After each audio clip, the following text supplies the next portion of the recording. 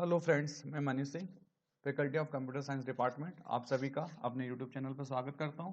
Friends, आज की class में हम नेस्टेड लूप को प्रोग्राम के थ्रू सी में बना के देखेंगे। लास्ट क्लास में मैंने आपको नेस्टेड लूप क्या होता है इसके बारे में समझाया था। तो चलिए फ्रेंड्स, आज हम नेस्टेड लूप को सी में इम्प्लीमेंट करके देखते हैं। तो आज की क्लास में हम एक प्रोग्राम बनाएंगे जिसमें हम यूजर के द्वारा दी गई लिमिट्स के बीच में आने वाले प्राइम नंबर्स को प्रिंट कर देखेंगे। मतलब अगर यूजर 2 to 10 डालता है तो 2 से लेकर 10 के बीच में जो जो प्राइम नंबर्स हैं हम उसे प्रिंट कराएंगे।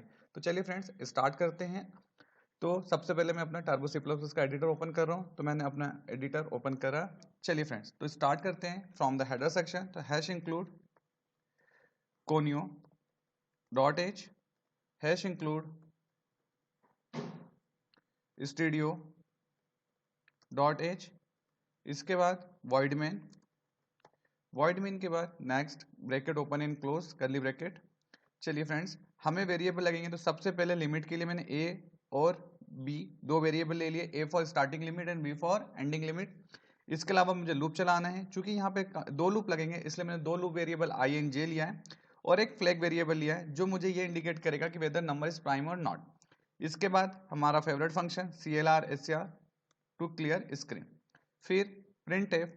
अब हम यूजर से upper limit and lower limit मांग लेते हैं।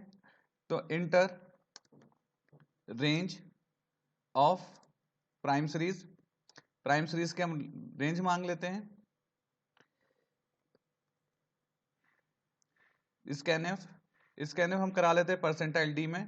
तो percentile D double quotes close M%A M%B। आप यहाँ चाहें तो थोड़ा सा और बार फॉरगेट कर सकते हैं, अलग अलग लेके inter lower limit inter upper limit, it is totally depends upon you.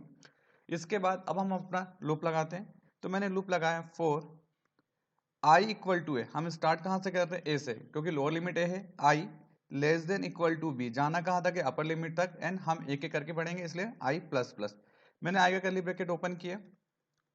अब इसके अंदर मैंने फ्लैग वेरिएबल को सबसे पहले इनिशियलाइज किया 0 से। फ्लैग वेरिएबल को इनिशियलाइज करने का कारण यह है कि फ्लैग वेरिएबल की वैल्यू के आधार पर ही हम आइडेंटिफाई करेंगे कि नंबर प्राइम है या नहीं। तो हम ये आगे देखते हैं कैसे। इसके बाद मैंने लूप लगाया फॉर j इक्वल टू 2, क्योंकि प्राइम नंबर वो नंबर होता है जो या तो खुद से डिवाइड होता है या 1 से डिवाइड होता है। इसलिए मैंने 1 को यहां से ओमिट कर दिया, इसलिए मैंने लूप स्टार्ट करा 2 से।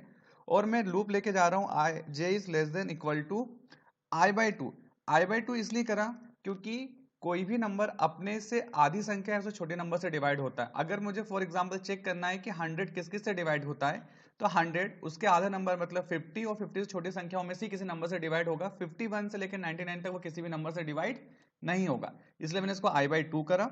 देन जे प्लस प्लस। हम अब इसमें कंडीशन लगा रहे हैं जो कि हमारी बहुत इंपॉर्टेंट कंडीशन है।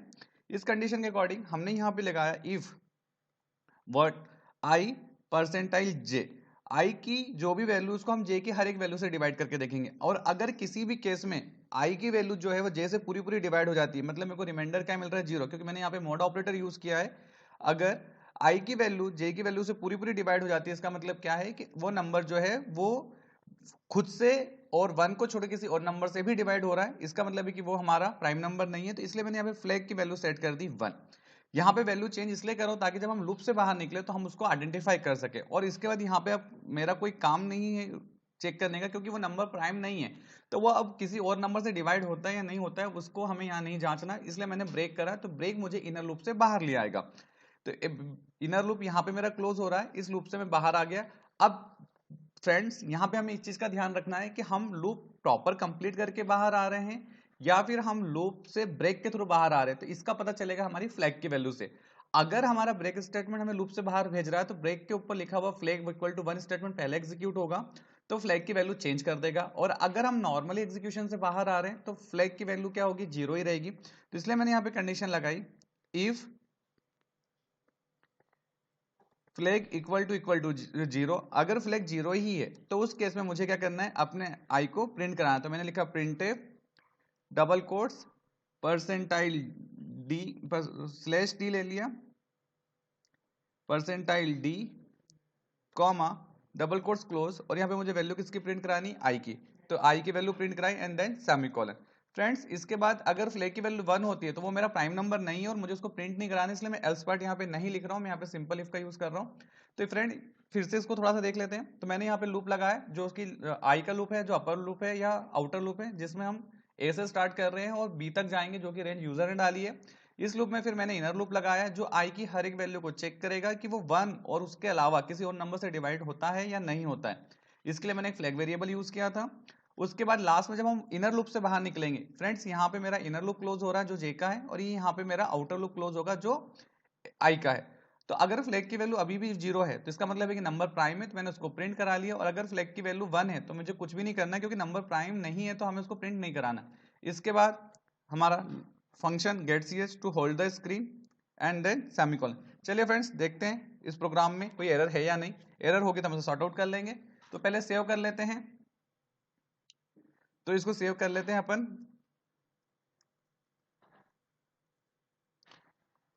प्राइम सीरीज के नाम से। ठीक है, चलिए अब आगे बढ़ते हैं, कंपाइल करते हैं। Friends there is no error, मतलब हमारा प्रोग्राम सिंटैक्टिकली पूरा करेक्ट है। अब हम आगे बढ़ते हैं और रन करके देखते हैं। चलिए मैंने सीरीज डाली रेंज में 10 टू 50, मतलब 10 से लेके 50 के बीच के जितने प्राइम नंबर वो प्रिंट हो जाए। देखिए फ्रेंड्स मेरे प्राइम नंबर्स रेंज के बीच में आ गए 11, 13, 17, 19, 23, 29, 31, 37, 41, 43 और 47। तो friends it is basically a example of nested loop. यहाँ पे दो लूप्स का काम लगा, एक लूप जो कंट्रोल कर रहा है फ्रॉम ए टू बी, और दूसरा लूप उसमें हर एक वैल्यू को चेक कर रहा है कि वो प्राइम नंबर है या नहीं है। तो फ्रेंड्स आई होप आपको समझ में आया होगा।